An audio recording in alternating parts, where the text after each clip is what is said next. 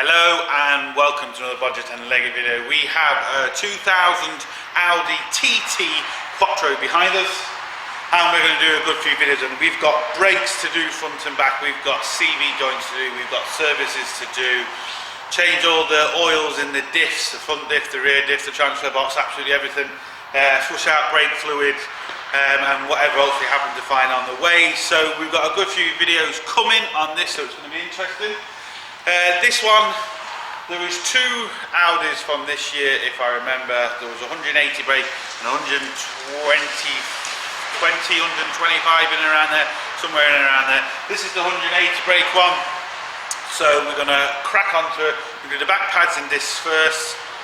So yeah, let's get cracking. So we have back pads and discs to do on this. Now, like most Audis, there is going to be a couple of different types of pads, a couple of different types of discs, and like I always say, if you're doing it for the first time, maybe the easiest thing to do is if there's two different types of pads and two different types of discs, maybe to buy both of them at once. They'll give you a store credit or give you your money back. Just have a word with them first, just so you don't have to keep going backwards and forwards. You know you've got the right one. But once you have the right pads or discs or anything for your car, always best to rip off the little box number. So if you ever do need to replace them again, you know straight away which one it is. First thing I'm going to do is rip off the wheel. Then once I get the wheel off, I'll turn the camera back on and we'll get into the pads and the discs. Now the dog can see the rabbit. So we have the brakes. As you can see, there's a huge, well, you might not pick it up, but there's a huge lip around here and here. Just looks very rusty on camera, but also there's a lot of lines in the disc too. The pads don't seem too bad. I'd say what someone's done maybe not so long ago is put new pads in, but the discs just aren't great. They're just not great in any ways at all. First thing you want to do, and I always forget, is to take out this screw first. You don't have to take it out first, but it's easier with the carrier in place.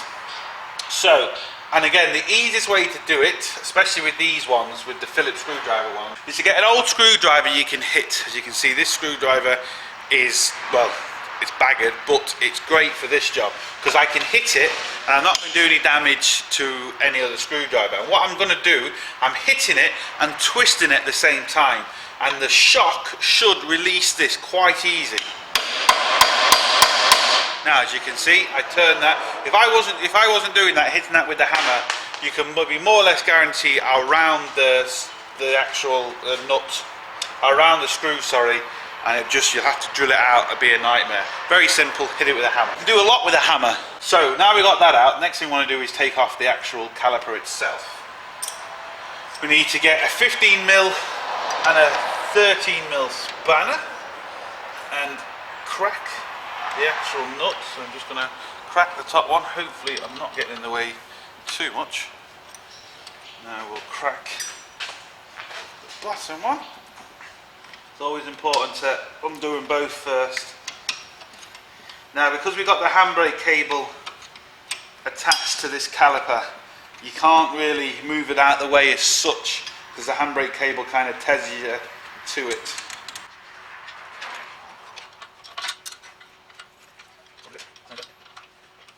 Now, and I'm also kind of thinking these are going to be wind backs too, so I haven't attempted to try and push the piston back on the caliper because I have a good feeling they're going to be wind backs. Now, just get a little lever bar. You can use anything really, a screwdriver or anything, but lever bar in there. Just work it from both sides. Don't try and just get something in and go from one side, go from top to bottom. And once you've kind of got it loose, it will come out. As you can see, it is a wind back piston. Now, because of the handbrake cable, we can kind of leave that there as such. The handbrake cable is stopping us and we're not putting any pressure. Oops, put it down a little bit. And we're not putting any pressure on the brake line here, so that's kind of okay there. We do have to be careful. As you can see, this rubber hasn't been put back properly, so we're going to have to be careful of that before we attempt to wind back the actual caliper, because we could damage the rubber. The rubber is already split, which isn't a good sign. Anyway, we can get these off, and as you can see, if the camera's going to pick it up, you can see the big indentations on the actual brakes. You can see it. Hopefully the camera's picking up that, so it's quite big. These are good, but because they've got too many lines and stuff in, they're going to have to replace them. You always have to replace them if you're putting a new disc on, regardless. Even if you only got your pads on for a week or so, you'd have to replace them. So you whip off the disc. Now this disc should come off without undoing and taking off the carrier. Again, we get the hammer and just give it a few taps. Just right there. This should then bend. Yeah, bend off. And as you can see, it's really nasty on this side too. So we now know we're okay as regards that. Another thing you always want to do is get a bit of light on. You can see, no matter what, is these little pins. Now as you can see, these are really nice and loose, but still, I'm going to take them off. I'm going to clean them. So I'm going to take them off, clean them and re-grease them. Because if these pins seize, you're going to destroy your new pads and discs. So even if they're as free as this, still do it. Once that's off, what we can actually do is give this a good rub to get all the crap off it. It's easier to do this now, there's no disc on.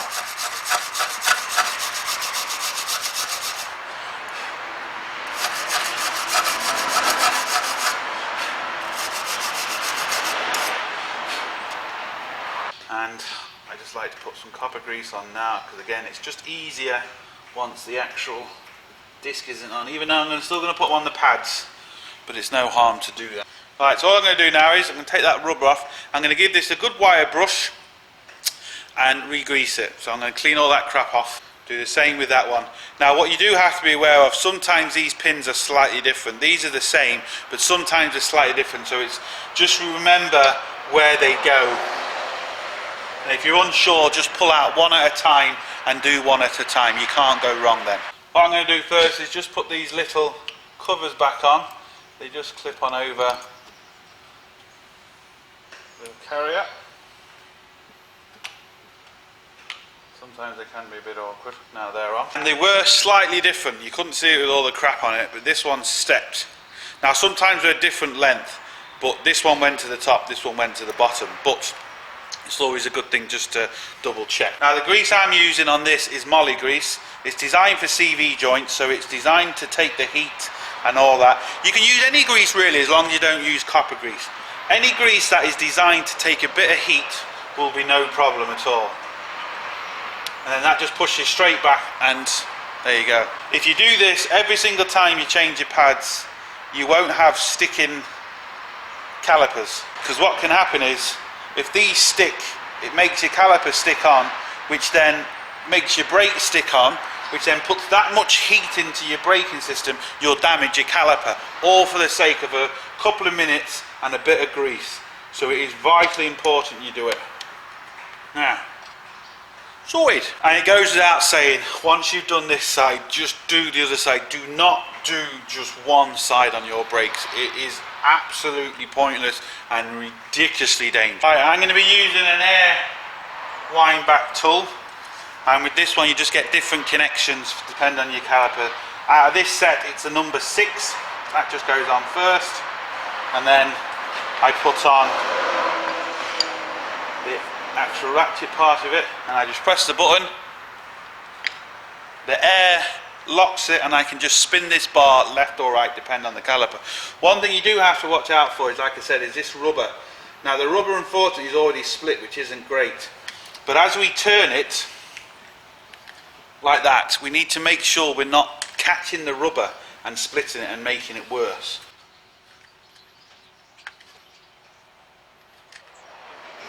I'm going to spray a bit of WD on all this, because unfortunately it's not going back. It's going back, but the rubber is catching. I don't want to break it. So essentially what I'm doing is trying to lube up the rubber, which will allow it to slide in on itself a hell of a lot easier than what it's doing at the minute. And it's going to cause no harm to anything.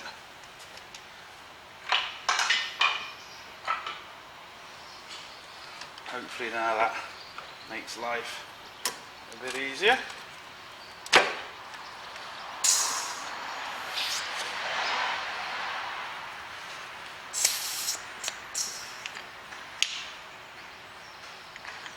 Just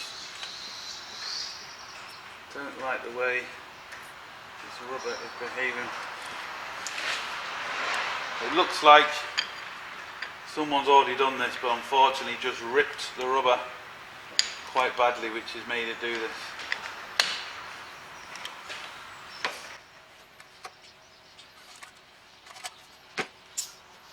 Right, go. What you don't want to do is leave any WD-40 on it, which is going to leak on the new pads or anything like that. We need a good clean, make sure there's nothing left or dripping. Now, yeah, I don't like the rubber, but it's gone back. I just don't like the actual rubber, but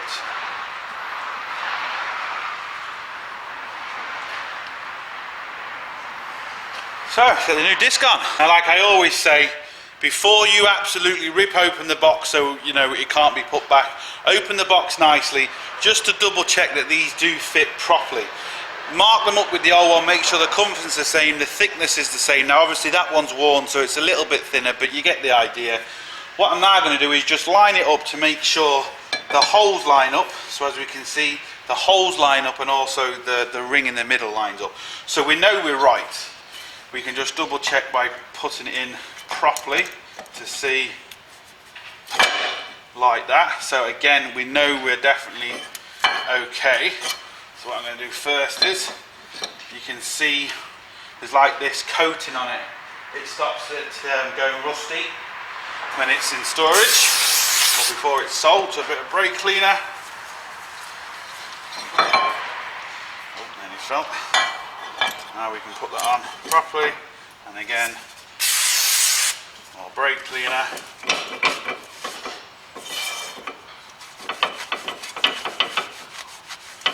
Simples.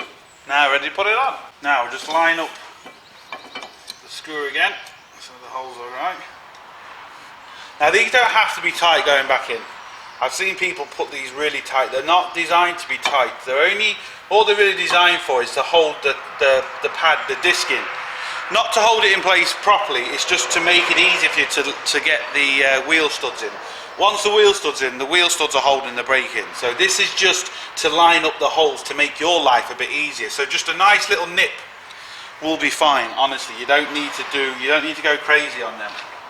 You're just making it harder for yourself when you come to actually take it back off again. I've got the pads.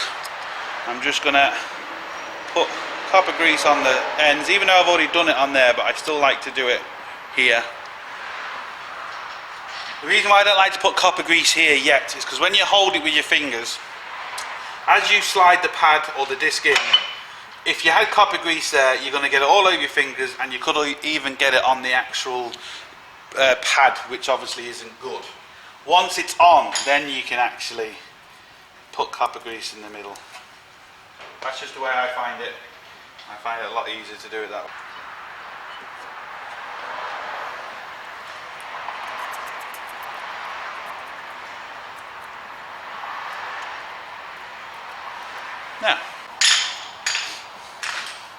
Now this should slide back in.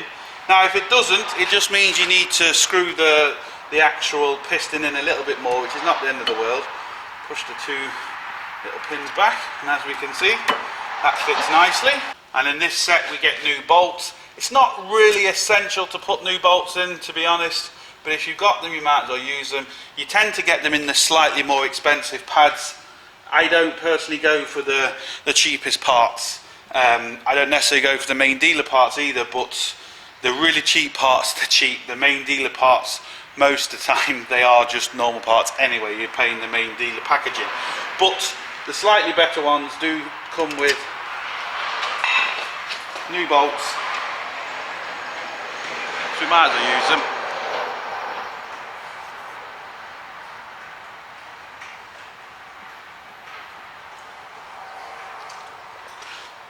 Now all I've got to do is tighten it back up, and like I said, just do the other side, whatever you do.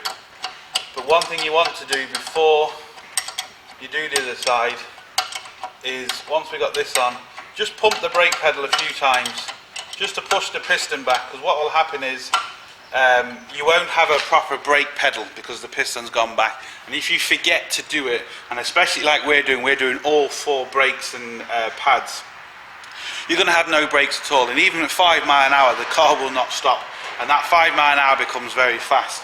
So always pump it every time you've done one side. Pump your brake pedal, and then you won't have a problem when you actually take it for a test drive. And the other good thing is, after you pump your brake pedal, it's always a good thing just to make sure you can turn your disc, to make sure nothing's happened, everything's gone on right, nothing's gone on wonky, because your disc should be able to turn. It shouldn't be seized. Because if you can find a problem before you take it on the test drive and you won't do any damage, well then that's just better for you, because it'll save you money in the long run.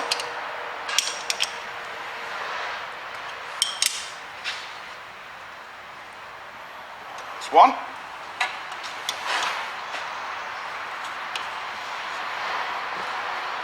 Trying to do this without getting in the way. But I don't think I'm going to be able to. You can get the idea.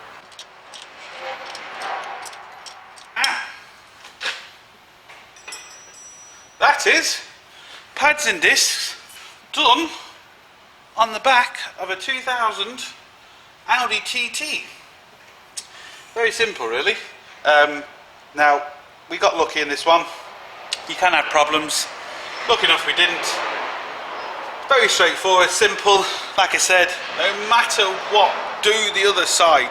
You have to do the other side, I can assure you. So that's really it. So look, hope it helps. Thumbs up and subscribe, share, like, do all that.